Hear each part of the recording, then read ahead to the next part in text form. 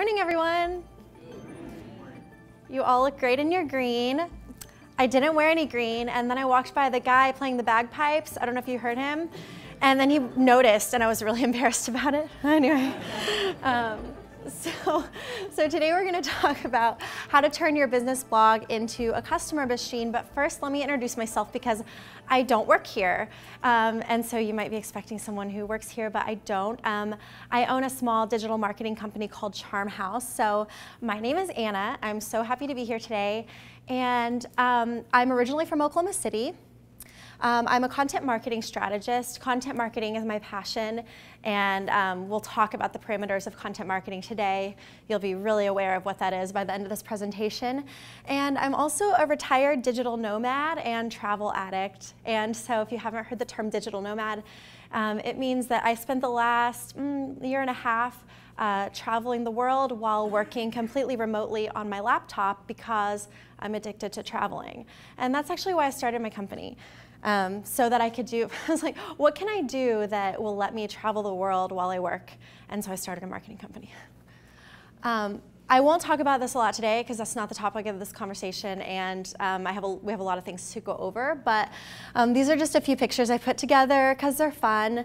This top one, I lived and worked on a remote island in the Philippines for 5 months, 2014 and 2015, and that was literally my office, and that was not photoshopped. That's what it looks like. And here I'm on a rooftop in Bangkok working on Charm House. And here, I'm not in this picture, but this is in Saigon, Vietnam, where I lived for 9 months. And basically the whole city looks like that. Like it's just like a crazy, like the cars never stop. It's fantastic, I'd recommend it. So that's kind of where I've been. And I only tell you guys this so you know who you're taking advice from, know a little bit about my background. This is my company, Charm House Marketing. We do content marketing, general digital marketing strategy, mostly for small businesses, social media marketing, email marketing. And my office is in the Plaza District at the Barn, which is a lovely co-working space. You should come by anytime. It's so beautiful. And that's my email. If you have any questions after this presentation, feel free to contact me. My contact information should also be available through Rebecca, Lift People, Anna@charmhouse.io. This is my wonderful team, and I've met Brian and Chrissy, but I've literally never met Lane in person in my life. But we communicate every day, and she's fantastic. Really quick announcement before we get into the content today. I am starting a new networking event called Influence and Brown Bag at the Barn. It's at the Barn where I work in the Plaza District, lovely event space. And it's gonna be the first Wednesday of every month beginning on April 6th. It's a combination networking and lunch and learn. It will typically be brown bag, like bring your own lunch, but this first event is being sponsored by the Barn. Graciously, and so lunch is provided.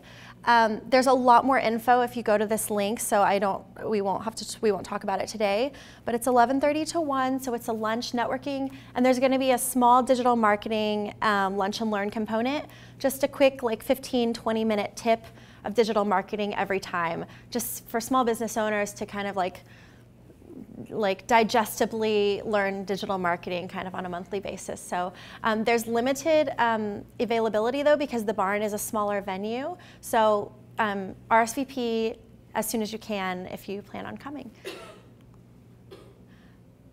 These are all the hashtags and handles and everything. So this one's the Lyft one. I think you all are aware of some of these. Here's the hashtag you can use if you want to live tweet or tweet some insights today. And then I have 2 handles, but let's use Hello Charm House. That's the business handle. And it'll also be down here at the bottom of the presentation the whole time if you want to use it. You're welcome to use AE Wickham. That's my personal handle. Don't be confused. It's just, you can just use the Charm House one if you are going to use one at all. And you can also tag Lift sessions there. Okay, really quickly what we're going over today, so you know. First, we'll talk about why you need blogging. Then we're going to go over an example really quickly. Then we'll talk about how you can create a customer machine with your blog for your business or your client. And then we'll have a quick little Q&A session here. So I know blogging is not the trendiest thing. So thank you all for coming, first of all. Everyone wants to talk about Sarah's presentation last time was fantastic. Let's talk about Facebook ads. Those are really trendy, and social media generally. Let's talk about Instagram. That's really trendy, or Snapchat, or Periscope, or maybe even email. But blogging, Anna, are you serious?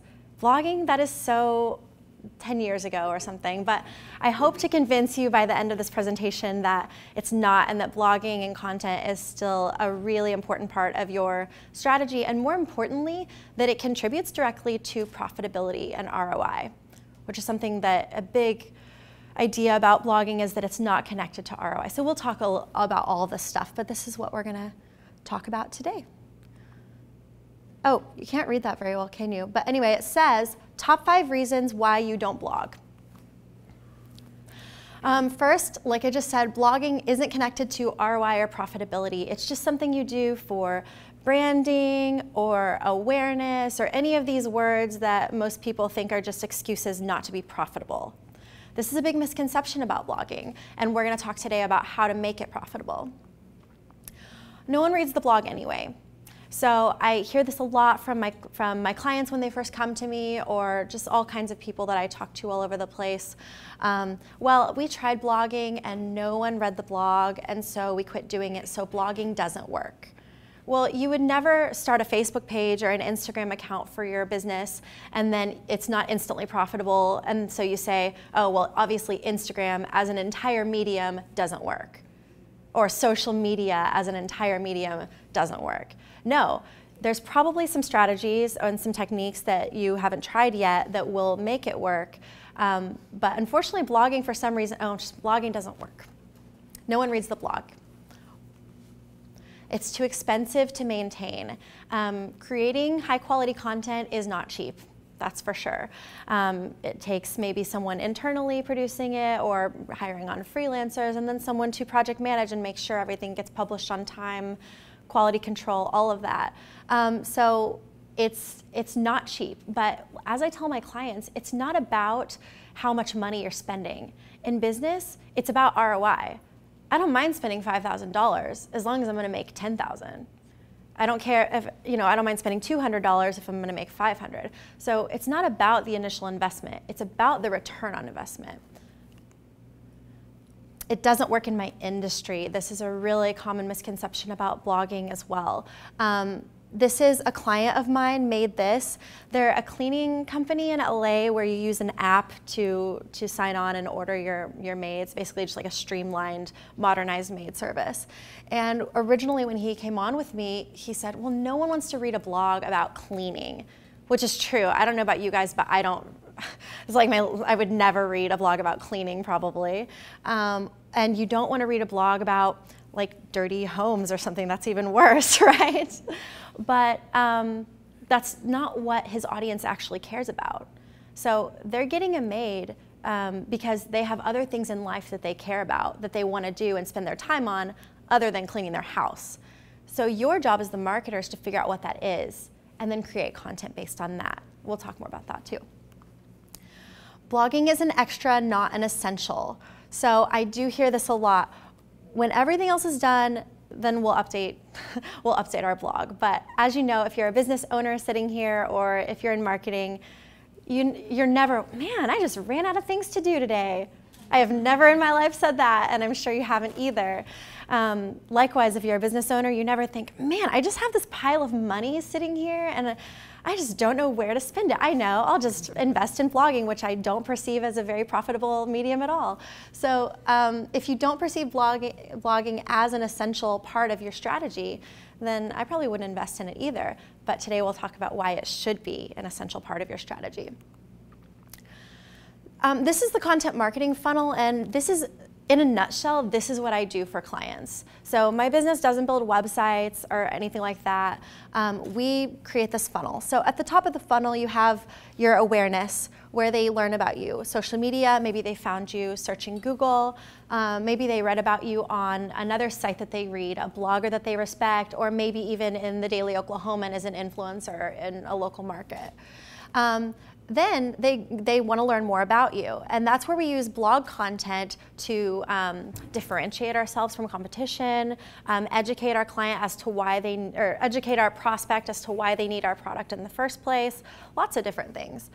And then from there, we have some form of them, what we call being a hand raiser, raising their hand and saying, okay, I want to know more about you. I may not be ready to buy yet, or I may not even know that I need to buy yet, but I'm interested, I like what I see. And that's the email or kind of hand raiser portion.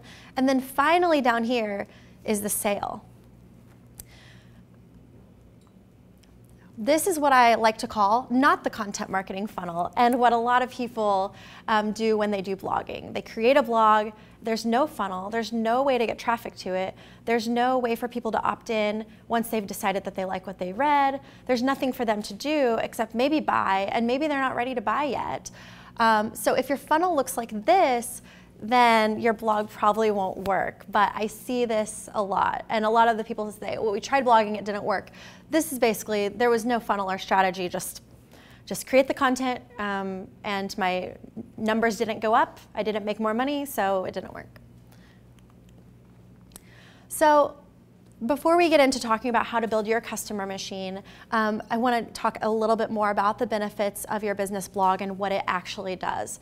So first, content marketing is like building a boat versus swimming.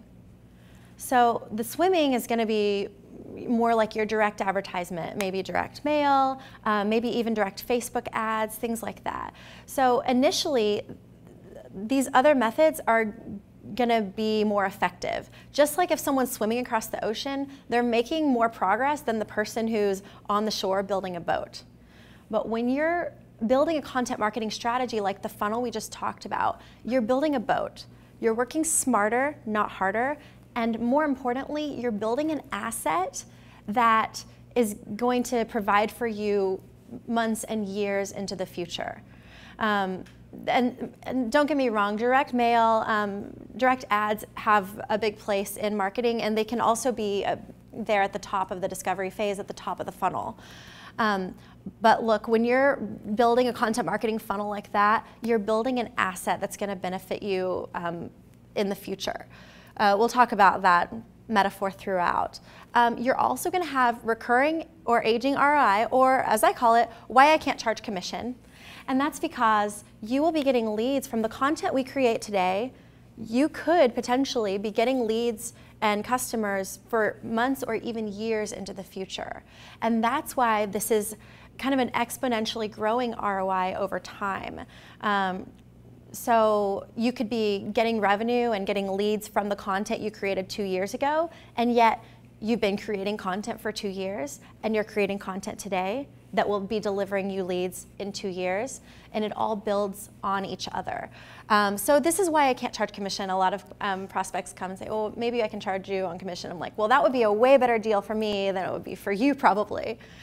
It is ad blocker, Google update, Facebook algorithm update proof. So what I mean is a lot of people think that all internet marketers live in fear of the next Google update or the next Facebook update.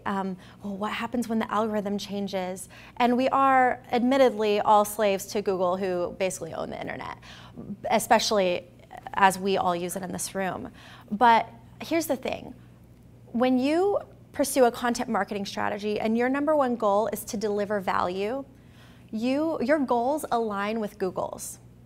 All Google wants is value. They want to deliver users as much value as possible. So if your goal is also to deliver value and not to be gaming the system with, I don't know, with shortcuts for SEO or something, then you have nothing to worry about, because that has always been Google's goal for 10, 15 years, how long has Google existed? However long Google has existed, that has always been their goal, no matter what updates happen.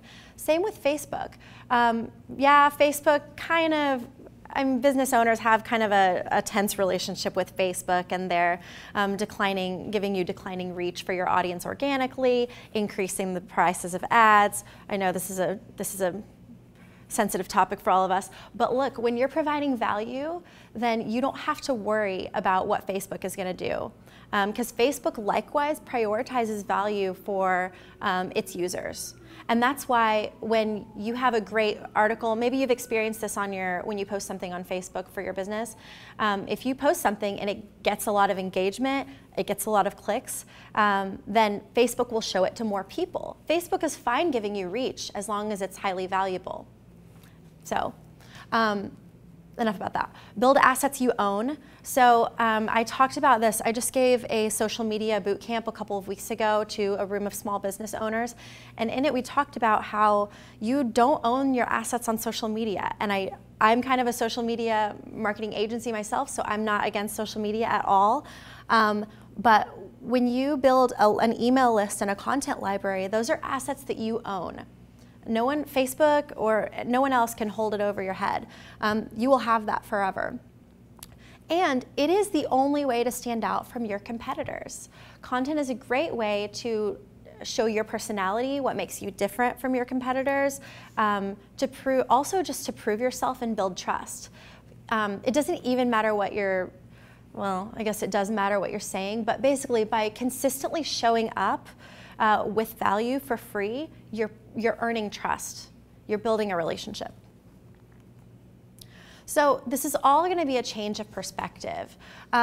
Value is the point of the internet, as I see it and as most content marketers see it, but value is the point of the internet. It's all about relevance. Search is all about relevance. Social media, it's all about relevance. The business is the one who wants something, not the user. So that makes us the giver. I also have a lot of people come to me and say, well, why do I have to do all this hard work? All I want is a customer. I'm just trying to stay in business. Well, you're the one who's making the ask if you're the business owner. And if you're the marketer, you're making the ask on behalf of your employer. So yeah, we are the ones that have to give. And in an increasingly competitive landscape where attention is harder and harder to come by every day, then this is what we have. We have to prove to our audience that we're willing to give. Blog may become an outdated word in the next several years, who knows? But don't think of it like blog. Think of it as free value. And by the way, this doesn't necessarily have to be articles. My business does a lot of written content.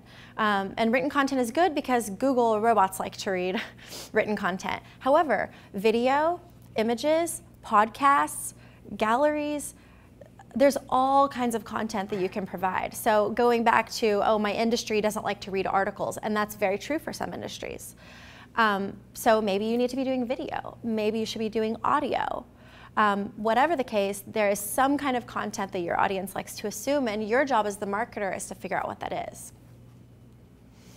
And one last quick thing before we go into how to build your machine.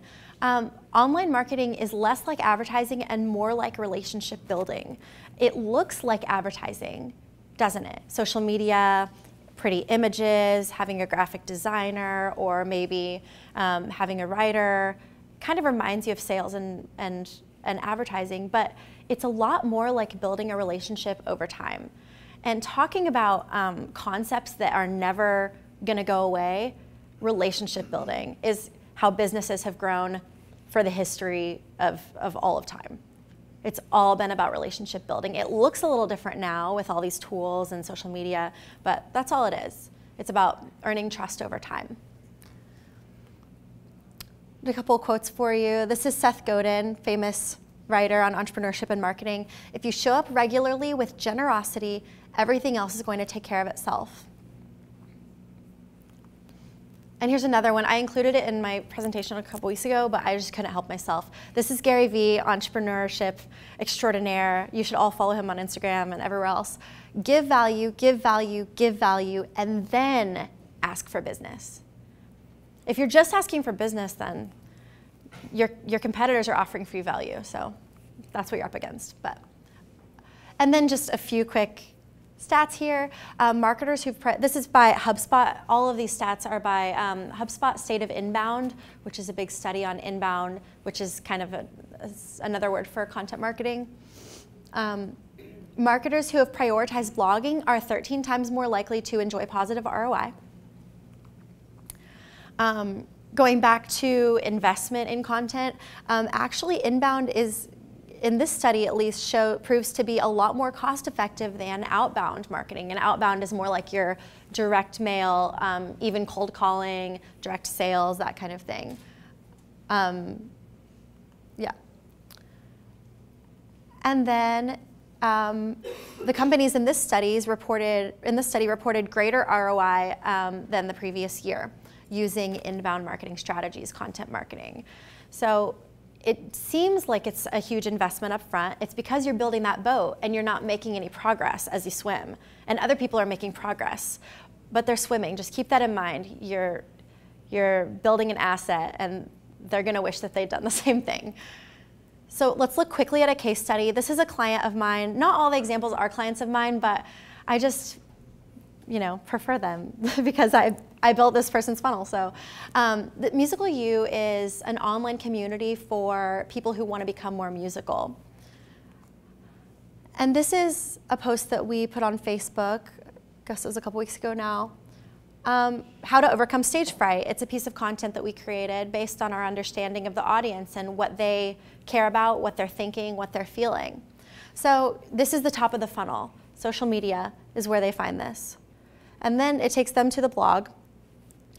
So here's the top of the blog post, how to overcome stage fright. This is scrolled down in the blog. So they've scrolled down, here's a video about the science of stage fright. And look over here on the right sidebar, join our free mini course. It says, maybe you can't read it. It says 7 shortcuts to becoming a more confident musician. Get instant access. And when you click get instant access, then it's an email opt-in, and they opt into the email, and over the course of 7 days, they get a different shortcut every day in their email inbox. So that's free value. And so you can see there, start at the top of the funnel with social media or discovery in some way, could have been on Google even. Then we go to content. It happens to be written content with some video interspersed there. We didn't produce that video, obviously. And then it goes to email. That's where they say, yes, I want to hear more from you. This content's really targeted and it's helping me with something that I need help with. Okay, you can't read that either, but it says 5 steps to your customer machine. So now we're going to talk a little bit more about what you can do for your clients, what you can do for your business. The first thing you have to do is get inside your audience's head, just like we talked about with stage fright. First, we have to know that they struggle with stage fright. Otherwise, no one's clicking anything. So I know this isn't fun, and we want to get to work and actually do something, and not come up with this audience stuff. But I used to study music, and they always say that in music, something like half the practice happens before you even touch the keyboard. It's like that. But you're like, no, I just want to play. But we're not ready to play yet. First, we have to strategize, okay? But this will be fun, I promise. So you have to get inside your audience's head. What does your audience care about? And it might not be your product. So if you think about Made This, my client who sells cleaning products. So on the surface, you're like, oh, this should be a blog about cleaning. Very common mistake in content marketing. But no one wants to read about cleaning. Do you want to read about cleaning? You guys are a little sleepy, but I'm going to assume you don't want to read about cleaning, and neither does this audience. What they want to read about, so these are your young, upper middle class, LA socialites, maybe not socialites, but like people, they want to go out and do stuff. They enjoy their lives, and that's why they want a maid to take care of these mundane tasks. So we're starting a blog about things to see in LA, things to do this weekend in LA, that's pretty time specific, but ways to enjoy yourself, weekend getaways and trips that you can do. And all of this are the things that people are searching, that this target audience is searching on Google as well. So I think I have some other examples as well. What does your audience want to know that you can't find elsewhere? So this is another quick example I read in a book by Dan Norris. It's called The Content Machine. It's a really fantastic book if you guys are interested in learning more about systematizing your content marketing funnel. Is this swimming pool company. So there's a great example of an industry you're thinking, what could they possibly write about on the swimming pool company blog that's going to be interesting? Well, what they found was that what people really wanted to know was, how much is it going to cost for me to put a pool in my house? And no one wanted to say that. they wanted to say, oh, well, you need to call us and we'll come out and do an estimate for you. Or, I don't know, it just depends on the size and the blah, blah, blah. But people didn't want to hear that. They just want to know, please just tell me, how much is this pool going to cost me to put in my house? And so the swimming pool company started they said, okay, look, this is exactly what it's going to cost you. And their content went straight to the top of Google search results. And immediately they were getting far more business than their competitors because they were willing to dish on the things that their audience really wanted to know. So that's an interesting story. I hope you remember. What are your peer companies delivering? Sometimes your peer companies are wrong, but you can see what's working with other peer companies and get some ideas at least. Or maybe even some examples sometimes of what not to do. What are their biggest challenges and fears, like stage fright, and their biggest challenge becoming a more confident musician? What medium do they use and respond to most on social media? And that could be lots of different things. It could be the social media network, or it could be like video versus a Pinterest board or something like that. So we talked about this example. Okay. Part 2. So commit to at least 6 months. This is from Dan Norris's Instagram. It says, building a content machine takes time. Lucky for you, most people don't have the patience to back something that isn't delivering immediate results. So you're there on the shore building a boat while everyone else is swimming and making a lot more progress than you. So trust me, this is a fantastic opportunity. And if you're thinking, and some of you marketers out here may be thinking that, man, everyone's already so sophisticated, what can we do that hasn't already been done? Trust me, very few people are doing this properly, so it's a massive opportunity no matter what your industry is. But you've got to commit to at least 6 months. So back to you guys are gonna be so tired of this metaphor with the boat and the swimming, but back to the boat. You can't build half a boat. You have to first make sure that you have the resources to build an entire boat, because half a boat isn't gonna do you any good. So you may have to wait and accumulate the resources to build that boat. And that's what I'm talking about with time commitment. So if you only have the resources, the money, the budget, could be the manpower to execute a content marketing strategy for 2 months, you don't have enough to build a boat yet. You've got to commit to at least 6 months because this is a thing that takes time. So accumulate what resources you need to. We've got to plan ahead with this because it's a really brilliant strategy. We've got to plan ahead. So commit to at least 6 months. Hopefully I can send this out in an email or maybe like a blog post we can publish later after this, like Sarah did for us last time. This is what I call your do or die calendar, or sometimes I call it a one-size-fits-all calendar. I literally just put it together in Excel. No fancy tools, no fancy anything. It's not fancy at all. The hardest part about this is just doing it every single day, do or die. So this is just a general, like it wouldn't be exactly the same for every person. You could adjust it for your industry, but or for your client. But this is what you do. Create a calendar and you do it every day for 6 months. And if you're not getting engagement, you didn't get engagement on that Facebook post. Doesn't matter. You still do it again the next day. You didn't feel like that blog post went very well. Doesn't matter. You still publish another blog post the next week. Do or die. This got intense, didn't it? Okay, so now that we understand that, finally we can put the pen to the paper, or more likely, we can type on our computers, content creation. This is not a client of mine. TastyCatering.com. This is just a catering company that's just doing a fantastic job on content marketing. And so I've been following them for about 2 years now. They have a massive email list and they have a corner on the market, a pretty specific market in catering, which is corporate catering in Chicago. That's basically what they blog about, corporate catering in Chicago. So you can see this content, 5 of our favorite holiday party venues in Chicago. So there's a few things going on here. 1, this positions them as an authority. They are the experts on events and doing things like that in Chicago. If you want to know anything about it, you need to ask them. And they're proving their expertise by publishing content. 2, I bet, I haven't searched it, I should have, but I didn't search best holiday party venues in Chicago, but I bet they're up there. So this is going to be really great for Google search now and in the future.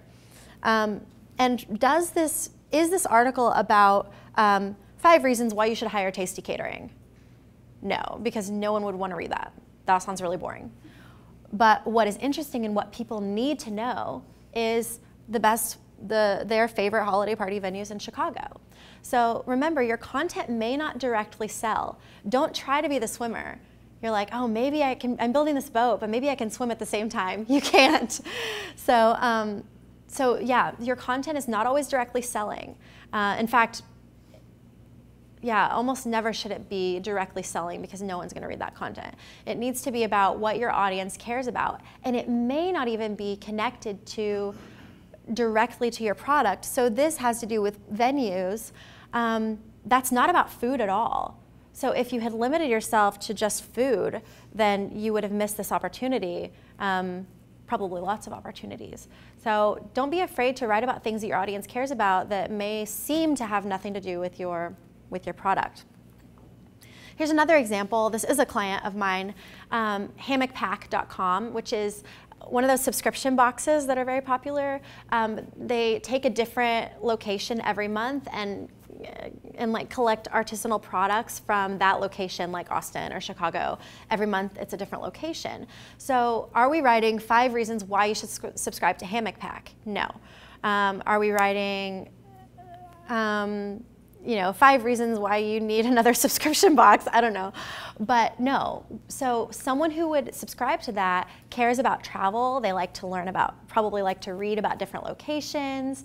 And so we write a lot of content for them about different locations around the country. 8 reasons to fall in love with Portland. Has nothing to do with buying a hammock pack, but it's content that our audience cares about. And that's why we create it. And it works really well for them. Okay, almost done here. 2 more things. So number 4 is content distribution. If you write it, they will come is not right. So if you write it, yeah, then there's more work to do. Writing, it's only half of it. So first you create the content that's targeted based on your deep understanding of your audience's desires and needs. And then you have to distribute it. And unfortunately, I wish I could tell you, do this, step 1, do this, step 2, but it's different for every audience. But the good news is that you know your audience really well. I know you do. If you're a business owner, you're a marketer for someone else's company, you work with your clients, you know their audience. So where's your audience hanging out? This could be various places on social media. I mean mostly, when I say hanging out, I mean mostly online, digitally, but it also works in person. I mean, I really like using events. As a way, like with the event I'm having in April, the social media boot camp I just put on. So events is a great in-person inbound marketing thing. But what are they searching Google for? So that's why I don't buy the argument, this doesn't work in my industry or this doesn't work in my company, because everyone's Googling something. What's your audience Googling? And this data is out there as well. So whose influence do they respect and follow? And that could be the Daily Oklahoman for local, or it could be something a lot more targeted, like maybe some kind of a gardening special interest magazine, or if you're B2B, it could be an industry association publication, like the magazines that industries put out. And then this, I did not come up with this, a friend of mine did, another entrepreneur friend of mine, try a bunch of stuff, it's not actually trademarked, but the point is, sometimes you don't know. You have to throw a bunch of stuff against the wall and see what sticks. You have to try a bunch of stuff. So it's not easy, but remember, that's why it's such a huge opportunity for you, because your competitors are giving up. They're like, forget it, this is way too hard. And so that's why this is an opportunity for you. Here's a few ideas for you. Various social media networks, that's a talk in and of itself. Maybe next month we'll all gather and talk about that. Local PR. SEO, influential bloggers, like say fashion bloggers or local, I don't know, like cooking bloggers. You'd be surprised what bloggers are out there. Mommy bloggers are really fantastic area right now. Industry association websites. So if you're B2B, you might think, I should have said this before, this has been kind of a B2C. I've talked a lot about B2C, but this works for B2B as well. So if you're targeting like executives in a certain industry, then industry association websites, or business owners in a certain industry. Yeah, podcasts is a great opportunity as well. And you don't have to start your own podcast either. You could be featured on other people's podcasts. People are always looking for great folks to interview on their podcast. You'd be surprised if you reached out what you might find. I just put this, was that 5 already? Oh, there, okay. All right, so the content marketing funnel, I just put this back here again because now that we've talked about it, hopefully it has a little bit of a different meaning for you. We can see where everything falls here in the funnel. Up here, that's your distribution at the top, then your content creation. Unfortunately, we won't really get a chance to talk about email today, but when you're creating valuable content, you basically already have an email marketing strategy, half of it anyway. Because instead of emailing them and saying, hey, do you want to buy something? Then they're just like, no. But if you email them and say, hey, check out this article we produced, or check out this video we created just for you, then you have a reason to contact your audience. So there, you're 50% there already with your email strategy.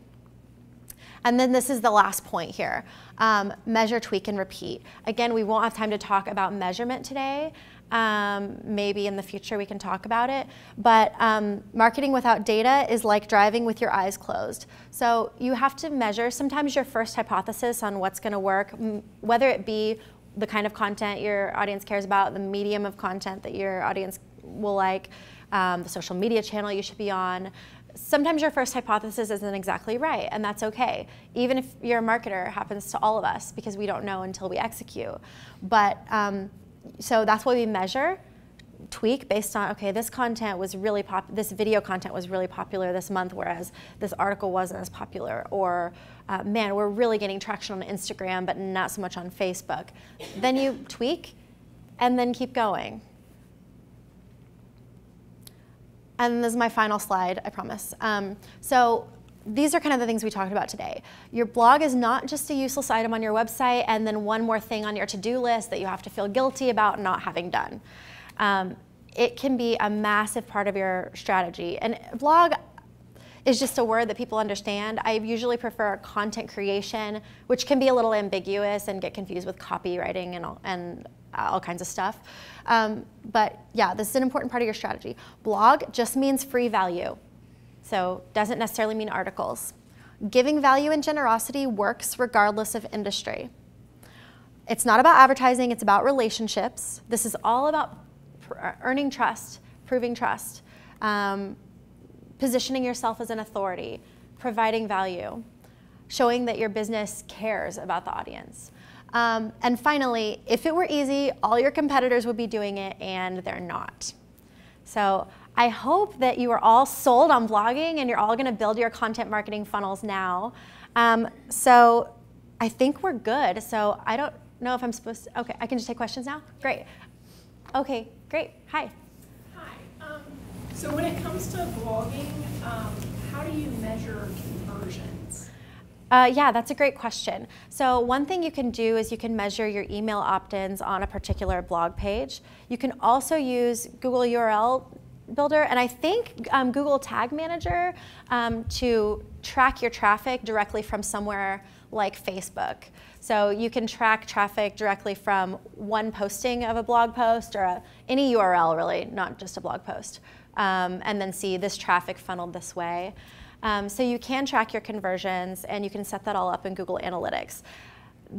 But full disclosure, there can be some problems. So we can use Google Tag Manager to track cookies and see when tag a person and then see when they convert later. However, if you don't have that set up, then you will not be able to see, like if someone discovers your blog on Facebook or something and they don't buy until like several weeks later, then you may not be able to track that conversion came directly from Facebook. But there are more sophisticated tools being put in place all the time, like Google Tag Manager, that lets you use cookies to tag people and track them.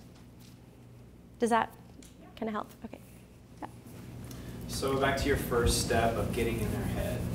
Do you have any favorite places or stuff that you look for to get great insights about an audience? Oh, great question. Yeah, so let me think. There's so many things you can do. One, you can look at your social media following already. So if you have a nice sized Facebook page and it's actually good, like you believe that the people following your Facebook are actually your target audience, that's important. Then you can look at their demographics. on Facebook. That doesn't tell you their deepest fears, but it's definitely a good place to start. Another thing you can do, and that we did with Musical You, is you can ask them. Ask them. Like call up your customers and schedule a phone interview if they'd be happy to do that. Or you can send out an email survey. You can't do that unless you have an email list, which is why it's so awesome to build an email list, because then you have that asset and you can do things like create a survey. But yeah, and then when people don't buy your product, there's a lot of email marketing software out there like ActiveCampaign and Infusionsoft that will let you see when people drop out of your funnel, particularly if you do e-commerce. Or maybe you're a salesperson and you've been on the phone with someone and they decide not to buy. Why don't you call them up and ask them why they didn't buy? So this is the legwork that's involved in it. But those are a lot of things you can do. Yeah, that's probably a good start. You were talking earlier about when you're talking to your clients and someone said, oh, blog, that didn't work. Your client, you're talking about getting to people's heads, so getting your client's heads is another thing. How do you bridge the gap between, well, the client wants this much money, they want this many sales per day, versus, no, your audience is interested in that, and here's why we do what we do with content marketing? That's a great question, and content marketers all over the world have this challenge for sure. Yeah, so a lot of people that come to work with Charm House have tried other methods and were disappointed because, so I first talked by explaining the disadvantages of like direct advertising and that kind of thing. So for example, with swimming, one thing we didn't talk about, and with ads, it's like a faucet. You have to have a steady flow of money going in all the time. So yeah, a lot of people come to me and because other things haven't worked. And a lot of people have other aims besides just revenue. But yeah, that's a struggle. Just if you want instant revenue, you probably shouldn't come to me. And that's something I have to tell people all the time, and that's fine if they walk away, because I'm not in the business of driving instant revenue. You know, I'm in the business of building something that's lasting, that's gonna provide you revenue and value for your business like over time.